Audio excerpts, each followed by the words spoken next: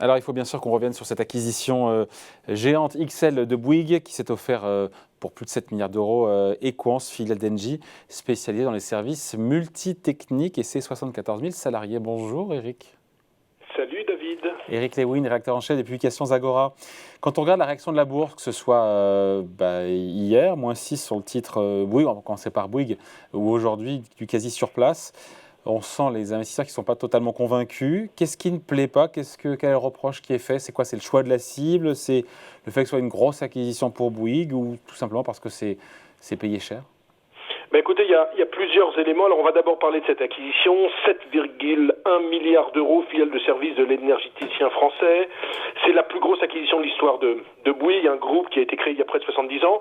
Alors ce qu'on peut dire, c'est que évidemment, avec le rachat d'Equans, Bouygues se transforme complètement. Il passe de 34 milliards de chiffre d'affaires à 47 milliards. Il devient numéro 2 mondial dans tous les services à l'énergie, ce qui est plutôt une bonne chose parce que ça permet de bien préparer la transition énergétique. Ça, je vous ai dit l'envers du décor, le côté positif. Maintenant, le côté un petit peu négatif, c'est que c'est jugé quand même très très cher. Je vous rappelle qu'à l'origine, Engie comptait récolter simplement 5 milliards. Là, ils avaient dit 5 ou 6. Ils avaient dit 5 ou 6. Ouais, enfin 5 ou 6, c'est pas 7 milliards 100, ça fait quand même si on prend 5,5 la médiane entre nous, David, ça fait quand même 30 à 35% de plus. Ce qu'on doit dire en plus, c'est que sur les synergies, on n'en sait pas grand-chose. Et puis la grande problématique de Bouygues quand même, c'est que même si cette division devient la plus importante du groupe, le groupe est vu en bourse comme un espèce de conglomérat. Il y a pas mal d'activités, il y a bien sûr la construction qui était la vache à lait du groupe, il y a la téléphonie, mais vous savez très bien que la téléphonie en bourse, elle n'a pas du tout bonne presse. On en a parlé il y a un mois, je crois, ensemble, les déboires d'Orange. La téléphonie ne fait pas rêver parce qu'on est quand même dans un effet déflationniste avec des dépenses d'investissement en 5G. Sur la télévision avec TF1, M6, là aussi, énorme concurrence des Netflix ou autres plateformes de streaming. Bref, c'est un petit peu compliqué pour le groupe et donc il a vraiment ce qu'on appelle une décote de conglomérat. C'est-à-dire qu'on a le sentiment que les investisseurs se disent « Ok, c'est peut-être une bonne chose d'acheter Equans même si c'est payé très cher, mais le groupe reste un conglomérat et donc il faut une décote de holding. » Je regardez sur 10 ans, par exemple, les chiffres. Bouygues, moins 0,3% depuis le début d'année. Sur 10 ans, il ne gagne que 29%. Alors vous allez me dire, oui, c'est génial. Sauf que le CAC 40, sur la même période, gagne 130%. Alors, bien sûr, Bouygues, c'est 5% de rendement, c'est un PR de 12, c'est pas très cher. Si on compare à Vinci, c'est-à-dire que si on met les ratios de Vinci et ceux de Bouygues en se disant que comme la division énergétique va devenir la plus importante division de Bouygues, Vinci c'est 16 fois les bénéfices et Bouygues c'est 12 fois. Donc vous vous dites c'est vrai qu'il y a un rattrapage possible pour Bouygues. La grande problématique c'est qu'il y a trop de divisions, conglomérats. Ce qu'il faudrait faire à mon avis pour que le titre remonte, c'est que soit ils ouvrent le capital par exemple de Bouygues Télécom avec une valorisation très importante, soit ils sortent de la téléphonie parce qu'ils ne sortiront jamais de la télévision parce qu'ils ne sortiront jamais de la construction.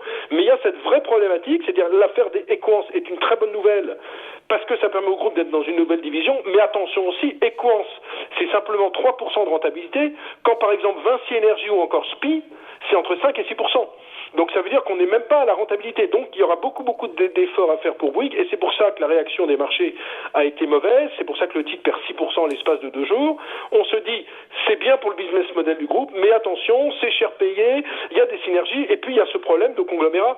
Et je vous assure qu'un conglomérat en bourse, bien souvent, il y a toujours une décote et donc la seule façon d'extrapoler de la valeur, c'est de faire du spin-off, c'est de spin-offer ça, c'est-à-dire par exemple de faire entrer un fonds de private equity dans une des divisions de Bouygues. Ça sera à mon avis la meilleure solution pour que les titres remontent, parce que là, même s'il n'est pas très cher, même si c'est un des moins chers du secteur, je ne le vois pas remonter pour l'instant. Bon, c'est une opération qui transfigure Bouygues, on l'a vu avec ce rachat du numéro 2 mondial, encore une fois, des services à l'énergie. L'efficacité énergétique, c'est évidemment dans l'air du temps. Opération aussi qui transfigure au passage Engie. Quelles conséquences? On a des syndicats qui nous disent que le démantèlement du groupe se poursuit après la sortie dans Suez. Opération qui retire 20% du chiffre d'affaires d'Engie et 40% de ses effectifs quand même. Ouais, écoutez, j'ai quand même vachement travaillé pour vous, mon cher David, pour faire quelque chose de concret. Je suis remonté jusqu'à 2008. En fait, en 2008, il y a la fusion GDF-Suez. L'idée, c'est de créer le 4e groupe énergéticien français aux côtés d'EDF, Total et Areva. Et figurez-vous qu'en 2012, Engie était sur un chiffre d'affaires de 97 milliards et que je pense qu'en fin d'année, on sera entre 30 et 35 milliards. Il y a eu beaucoup d'événements. Depuis qu'ils ont acheté International Power, c'était en 2012, c'était un groupe anglais mais qui était orienté vers les émergents. Il y a eu d'énormes dépréciations d'actifs. J'ai fait les calculs, 17 milliards de dépréciation 2012-2013, encore 9 milliards sur 2015. La grande problématique, c'est que le tournant des énergies renouvelables qu'a fait Engie est une bonne chose, mais ils sont très très en retard par rapport à Iberdrola et Enel, qui sont des groupes respectivement espagnols et italiens qui, eux, ont retrouvé leur plus haut niveau historique, alors que Engie, sur 10 ans, mon cher David, ça fait moins 36%, c'est encore pire que Bouygues. Donc il y a vraiment une grande problématique et on se demande si le groupe ne va pas carrément... Oui, s'il n'y a pas carrément quoi ? S'il ne va pas carrément être démantelé, c'est-à-dire que restera-t-il après, certains y verront un démantèlement, d'autres verront que le groupe se concentre désormais sur ses grands métiers, notamment les énergies renouvelables, en accélérant là-dessus, non ? Mais oui, mais regardez, quand vous regardez Total et Patrick Pouyanné, que vous avez souvent reçu sur votre plateau, je crois que Total, c'est 30 milliards d'investissements sur 10 ans pour se développer dans les renouvelables. Est-ce que Engie, parce que c'est bien de se développer dans les renouvelables, mais ça coûte beaucoup d'argent avant qu'il y ait, si vous voulez, une rentabilité. C'est-à-dire qu'on prépare l'avenir, c'est pas encore rentable. Donc ça veut dire qu'ils vont être obligés de dépenser énormément avec une rentabilité qui reste faible. Et donc, la grande problématique, c'est que c'est un groupe qui perd de sa substance, qui vend ses bijoux de famille, et qui finalement va se retrouver avec peut-être une structure plus éclatée, avec moins de chiffre d'affaires, avec une rentabilité qui ne sera pas exceptionnelle. Et d'ailleurs, c'est ce que sanctionnent les investisseurs, parce que hier, on aurait pu croire qu'avec l'annonce, le titre allait fortement monter. Et regardez ce qui s'est passé. Ouais. Ça ne monte pas parce qu'on se dit, mais que va devenir ce groupe ? Quel est l'avenir de ce groupe ? Est-ce qu'ils vont être capables dans les renouvelables ? Ils sont à un retard dingue par rapport à Iberdrola et Enel. Et d'ailleurs, les investisseurs, quand vous parlez à un investisseur anglo-saxon, ils sont très boules sur Iberdrola et Enel, et ils ne vont pas sur Engie, qui en plus, last but not least, comme on dit, est détenu à hauteur de 24% par l'État français. Donc quand vous avez en plus un État français dans un capital, ou un État, il y a encore une décote. Donc moi, je veux pas être trop noir, si vous voulez, sur Engie, mais franchement, autant Bouygues, je me dis, il y a peut-être un truc à jouer, il y a peut-être un call à faire sur Bouygues pour jouer quand même, parce que c'est vrai que le titre n'est vraiment pas très cher. Sur Engie, vu toutes les dépréciations, vu tout ce qu'on a vu en termes de management, il y a beaucoup de zigzags. Et puis, si vous voulez, la grande problématique, quand vous regardez notamment, je ne veux pas trop rentrer dans les détails, mais ce qu'on appelle l'excédent brut d'exploitation, il a chuté de 45% entre 2012 et 2020.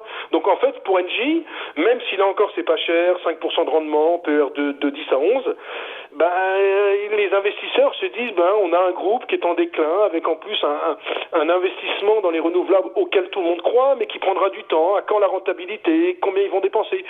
Bref, je suis un peu pas noir, parce que j'ai pas envie d'être noir sur ce genre de société, mais je suis pas à l'aise avec Engie, même si au cours actuel, quand vous raisonnez en pure value, le titre est pas très cher, mais il y a encore beaucoup à investir. Et puis je pense que dans les renouvelables, il faut vraiment mettre le turbo. Alors est-ce qu'ils en auront les moyens ? À quoi sera la somme qu'ils vont récolter? Est-ce qu'ils vont vraiment investir dans les renouvelables ou comment? Bref, il y a encore beaucoup d'interrogations sur ce dossier. Bon, voilà, ce qui explique que vous soyez sceptique sur ce dossier. Merci beaucoup, Eric. Merci, Eric Lewin, donc rédacteur en chef des publications Zagora. Salut, Eric. Salut, David.